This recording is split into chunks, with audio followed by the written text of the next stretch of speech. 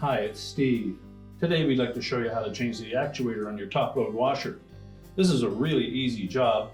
Let me show you how we do it. Now, to do this repair, we will need to lay the washer either on its back or on its side.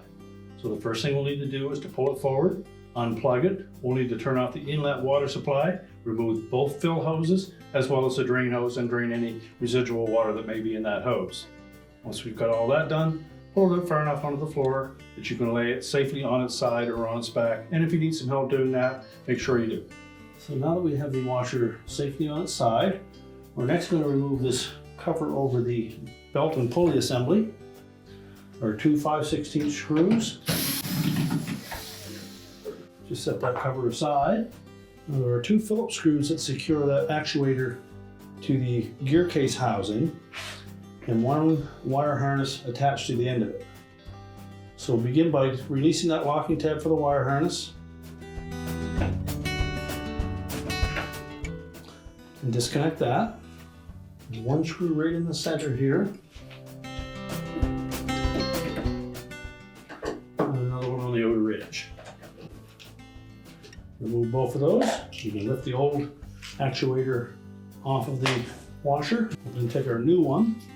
It's probably easier to insert that screw down through the center here first. Then there are these two locating pins that fit into these two holes. So we'll line those up. Make sure the lever for that actuator fits into the actuator arm of the actual splutch.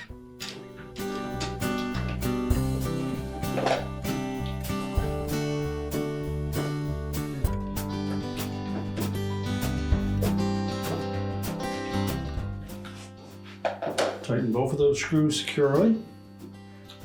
Remember to reattach the wire harness connector and ensure that it's inserted far enough that the locking tab engages.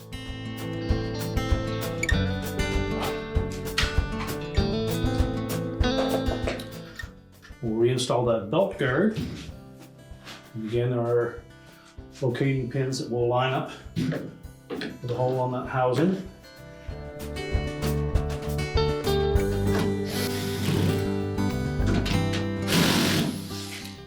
Tighten those both securely, and then with some help, we'll stand the washer back up on its feet.